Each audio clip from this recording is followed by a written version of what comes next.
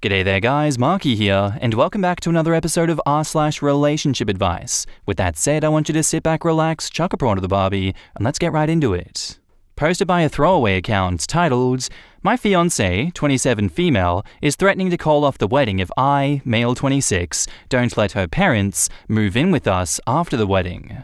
Obviously, this comes off as a rich people problem, but up until 5 months ago, I was still living in a one-bedroom apartment, working at a rather large supermarket retail store, making $12 an hour, and going to be paying off college debt until I was in my 60s. My fiancée is still working her nursing job, and we've been fully living together for 4 years. Some background into our relationship: we met 6 years ago. There were literally zero issues with us dating. When it came to some sort of conflict, we sat down, explained both our sides like adults, and generally fixed the problem. We've rarely gotten into arguments and have the same end goals in life: children, grow old together, die and be buried next to each other, and have fun whenever we can. I have always had an incredibly distant relationship with her parents. When she introduced me to them, they both stated they didn't like me to my face and thought I wasn't good enough. Her father even said, "Not in my lifetime." When I asked for his permission to marry his daughter, which I stated the only reason I was doing it was for an olive branch. My parents, on the other hand, love my fiancée. They scooped her up like she was one of us from the start, has never said anything bad about her in public, nor have they in private. She, at least in my parents' eyes, is the metaphorical second coming of Christ. During my grandfather's decline in health, I was the first one there. He just got old, and with being old comes complications. I stopped working my higher-paying job to work retail to have more time to take care of him because his other children were busy. This was a very stressful time in our relationship. I had just recently left my job, was not around often, and I myself was super stressed. Recently, I have began the slow move of everything over there. While we still have to live in our apartment until the lease agreement is up, there is nothing against the rules of me moving stuff. I brought it up to my girlfriend how taking care of my grandfather has really made me realize how important my family is, and that I wanted to know if it was okay for my parents to move into the new house with us. My dad could retire, and my mum can spend the rest of her life relaxing, not stressing over bills and debt, because I can pay that off over time. I'm not insane enough to pay it all in one go. She expressed how that was an amazing idea, and how she would like her parents to move in as well. I laughed at that idea and asked her if she was serious, and why would I want to live in a house with people I don't like, nor want to interact with. She explained that this could be a good chance at us healing old wounds and making amends. I explained that not only do I not want to heal old wounds, if it was up to me, they wouldn't be coming to the wedding. Obviously, this was the wrong thing to say, and now she's giving the ultimatum of, let them move in or the wedding is off.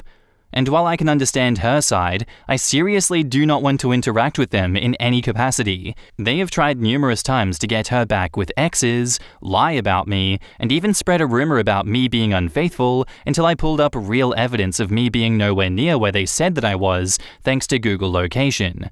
My fiancé knows all of this and still wants to try and rebuild a relationship with them. This past week, I've been avoiding her with excuses and white lies. I've been meeting with accountants, lawyers, wedding venue people, and jewelers. I've also been spending all-nighters at my grandfather's grave drinking with him and not getting back home until 4 a.m. To me, it feels like my grandfather is still the only person I can vent my deepest secrets and frustrations to. Which is why I've come to you, Reddit. I feel trapped. On one hand, I do not want to live with people I absolutely hate, and on the other hand, I do not want to lose the woman of my dreams. I want a third party's opinion on the matter, with no connection to me whatsoever, as I feel it's the best way to make a good judgment without people close to me influencing my choices. I'm more than willing to answer questions and know how this subreddit works because I too am a pizza-eating, pimple-popping Redditor myself. Honestly, a very hard one to make a judgment on, but if I were in your position, I'd stand by my morals and try and go further down that conversation with your partner. Obviously, you don't want to lose them, but it is not healthy for you to live with these people in the same house. They will cause warfare. They will attempt to cause even more divide now that they are right there, and it seems as though they may be successful. Because if they don't live with you, they can separate you two. If they do live with you, it's more likely that they can separate you two because everyone will have to choose sides. My advice is stick to your guns and try your best to get an amicable outcome in this situation. In the comments, OK Kangaroo says, OP, have you and your fiancé talked about what ifs? What if your in-laws are toxic to your face again? What if they want to mooch off you and you have to pay for things? What boundaries has your fiancé suggested that, if her parents break them, they are out? Her parents need to follow rules in your home. It seems you still have more talking to do. What if she's not good with any of that? Well, then you have a real tough decision to make. Maybe it's best if you just rent out grandpa's and live in the apartment for a few years. The problem with ultimatums is that they work both ways. It's a good thing about the prenup because it sounds like her parents might potentially be a big thorn. OP replies, I replied to someone else asking about what ifs, at least in regards to my parents. Let's just say, for example, I folded to her ultimatum, which I won't. I'd be charging them the real rent to live on the property. I had an evaluator come out to look at the property. They couldn't live in a room for more than 3 months. I'd charge them extra anyways. We haven't talked about conditions because I've shut down the conversation entirely. My conditions are they don't move in, and if they do, they are paying for everything themselves and the rent. We've talked about them disrespecting me and how I have gone no contact with her parents already. She talks to them 2 to 3 times a week. I haven't spoken to them since her dad said no to my proposal question. The issue comes with, there's only a small group of people who are capable of renting out a property like that, and since it's a generational home, I want to keep it as close to the family as possible. I don't want strangers changing anything, even if it's repainting the walls or swapping out a fridge. Her parents are a massive thorn. The issue is I've learned to live with the pain. Coming to Reddit seems like a stupid idea, but since I browsed Reddit before, why not get random people on the internet's opinion before I go to my family? I literally don't gain or lose anything by asking Reddit. I just wanted unbiased opinions from a large portion of people who maybe had terrible in-laws, or maybe made some mistakes and have wisdom. I think maybe instead of avoiding the conversation, I need to sit down with her and have a raw conversation instead of just pretending it didn't happen. DLPG585 replies, Man, talking to parents 2 to 3 times a week shows that they are a huge part of her life. She is currently dreaming that you and her parents make nice and you all live as one big happy family. That is a complete fantasy. This is honestly in the territory of irreconcilable differences. This was going to come up with or without money. You need to be prepared to put this chapter of your life behind you. I know that you don't feel spiteful, but you will regret making decisions while angry. You will doubt them. Don't. It is not reasonable for you to have to share a large piece of your life with people who have mistreated you. At the same time, it's not reasonable to force your significant other to cut out such a large part of her life. This ultimatum is the best thing that could have happened. You now have a chance to step back and evaluate whether this is really where you want your life to go. I'm sure that you care about her and that she helped you in tough times. Do your best to keep things amicable, but be prepared for them to get ugly. Remember that this is not about money. This is about fundamental differences between you and her that were going to come up regardless. If you decide to part ways, there will be someone else, for both of you. Life moves on. Appreciate what you had, don't focus on what could have been. What could have been doesn't exist, and probably never would. Be very careful. And now, onto the update. This will be my only update post available for this subreddit. In the 48 hours since I've posted, that thing took off like a rocket ship. I'd like to start off by thanking everyone for their opinions. While a majority of you told me to leave, others offered compromises, logical alternatives, and gave me questions I didn't even think to ask myself. I'll put a TLDR at the bottom, but I probably won't need it. I think this has been the longest 48 hours of my life, reading through comments, responding to them, having meetings IRL, and talking with my fiancé have really given me clarity on what my next choices in life are going to be. 1. I've postponed the wedding. While some of you may refer to it as calling her bluff, I call it waiting and seeing. As of right now, we are really talking about how compatible we truly are, going over our goals in life again, and talking in depth about the relationship we want with our in-laws if we got married. Apparently a lot had changed since the last time we talked about it. Before I got money, some of you called it. 2. Yes, she genuinely thought moving her parents in would make my relationship with them better over time. I've expressed that as a result of all they've said and done to me, any positive relationship or communication with them will only be done out of necessity. For example, if she was pregnant, in the hospital, or any life-altering complication or celebration. She did not take this well, but that was expected, but it's important that I tell my truth. She believes I'll come round and try to build a relationship with her parents, but as of right now, I can't see myself doing it. 3. My parents won't be moving in, as I haven't even asked them yet. I know some of you were confused and assumed that it was already happening. It was not. I asked if it was okay if they could, not telling her that it was happening. Some of you suggested that maybe moving them in as newlyweds was weird, and suggested building them a small house on property. I didn't think about that, and will talk to my accountant and parents about it whenever that conversation needs to be talked about. Nice idea, Reddit strangers. 4. What have I been doing? A lot of meetings about my future, finances, and setting up trusts and wills. I've been re-enrolling into schools to take classes on business, finances, accounting, and economics, as my accountant suggested I do. We're still working on a budget, but as of right now, my next steps are furthering my education to manage my newfound wealth and opportunity in a healthy way as to not blow it. As of right now, to be honest, I'm emotionally drained. I think the weight of my grandfather's death is finally hitting me, despite it being months later, and the only thing that kept me going was the idea of the wedding day. With that being postponed, I can really only focus on myself, my values, and my emotions. Staying up all night and drinking at a gravesite isn't healthy, and I've not only promised myself to cut back on the booze, but also not stay up drinking. I've been thinking about maybe getting into some sort of therapy and grief counseling, but I'd need to make sure that that's in the budget with my accountant, as that's a long-term thing. Maybe they know someone. 5. Couples counseling. To those that suggested it, that's a wonderful idea. However, I'm not sure if I can move past her strange dependent relationship with her parents. Initially, I thought that I could, but with the rose-tinted goggles off, I'm starting to see a lot of red flags that I'm not too confident a therapist and wedding can solve. We both have issues we need to work through, but right now, I'm not sure if we'll be working through them together. I know a lot of you said to drop the relationship, but I think after 6 years, it's worth giving it a try to save it. Making a choice like that without trying to fix the problem seems silly, but I did expect a lot of those answers to come through. It's just how Reddit is.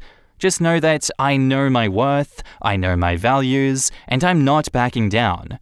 Maybe we won't work things out, and the relationship will just end. Maybe things will work out and we can continue. At least for now, 48 hours later, it is too soon to tell. 6. As for the prenup, we haven't signed anything yet. A lot of you are really harping on the nice ring and fancy vacations once a year thing. While the vacations compromise is indeed concerning, the ring issue is something we've been having conflict on for a while. My personal opinion before/now is that rings are overpriced, silly, and serve no significant purpose in a relationship. She says that they are an important symbol of love and commitment. The compromise to the prenup in regards to the ring was, I actually buy her a better ring than I already had, which sounds super predatory in those words, but it makes sense in my mind. She doesn't want a Titanic Heart of the Ocean style jewelry piece, just something a bit more noticeable. I probably should have elaborated on that in my original post, but hey, we all make mistakes. Which to some sounds like gold digger mentality, but I know the price range of the ring that she wants, and it's about the same range my dad spent on my mum's ring. It's something you'd see on a middle-class woman's finger. Nothing huge, nothing small, just enough, I guess. I still think they're just silly circles of metal and compressed dirt. There's not much to say. We sat down and talked for a while. I explained my side of things, she explained hers. She was upset that I postponed the wedding, but once she realized I wasn't going to fold, she agreed under the notion that it was best for our relationship to work on this before marriage. Right now, I'm taking a step back from her to clear the air and to give us time to formulate what we want on our own. I've driven the 2 hours to the cabin, and thankfully the internet people hooked that up yesterday. I've talked to my parents, not about them like moving in, but about the situation as a whole. Leaving out, I went to the internet before I went to them. While my dad can't just abandon his job, he sends his love and support. My mum is currently making the 18-hour drive, so I wouldn't be alone by myself. I've gotten attempted phone calls from the in-laws within the last 24 hours, but I've just watched them ring and went back to doing everyday tasks like lawn work, meal prep, reading, and binge-watching Netflix. It's strange, but I feel happier alone right now than I do with my fiancé. Maybe it's some sign that it's not meant to be, or that I've finally been able to relax for the first time in years and have found comfort in solitude. Maybe I'm happy that my mum is going to cook me my favorite dinner as a child to cheer me up. I think as of right now, though, I have a lot of work to do. Not only emotionally, but also literally. I'm thinking about doing some telework, just to still have a mainstream of income part-time, as I'll probably get bored of being jobless in about a week. I need some hobbies. In the comments, Beck2010 says, "Kindly, you may want to refrain from having sex with her at this point. Nothing binds two people legally like a child does. This, I foresee an unexpected miracle baby in his future, one where she got pregnant on birth control. P.S. When it comes to child support, that prenup will be worthless." One thing I want to say, when you're talking about enough money to need a trust, you tell your accountant you need enough money to go to a therapist. If you broke your leg, would you be saying, "I'll have to see if my accountant says there's enough money for surgery and physical therapy in the budget"? No, you'd be telling your accountant, "Hey, a medical issue came up, and I need an extra X dollars a month in the budget to manage it." Yes, it's good to have an accountant to help you manage large sums, and yes, it is good to listen to them a lot of the time, but if you have the money, don't neglect your mental health due to an artificial budget. OP replies, "That's what I'm going to do. We've talked about budgets, medical emergencies, the whole 9 yards. I just want to make sure that therapy is in the budget, that money is being allocated to that specific expense, and I know nothing about accounting.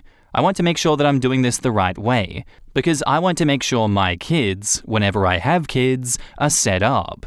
I've only in the past day started thinking about therapy.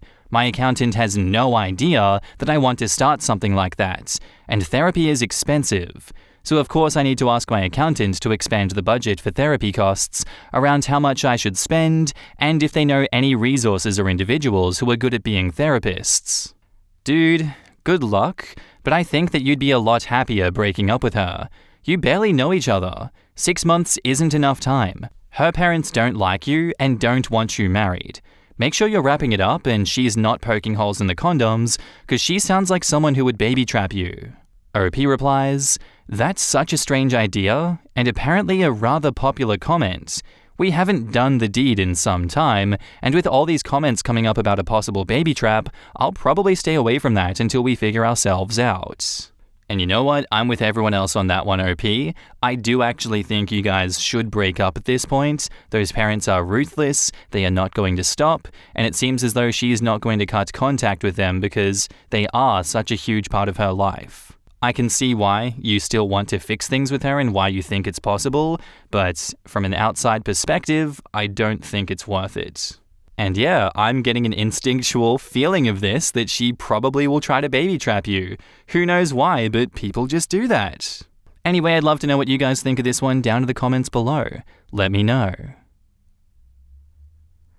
And our next post is titled, "Am I the asshole for not giving up my room for my grandparents?" So a couple of years ago, I got a new king-sized bed to go in my room, the larger one of me and my sisters, with the rule that every time my grandparents visit, I give up my room. I have had no problem with this, and have given up my room about 4 or 5 times in the past couple of years.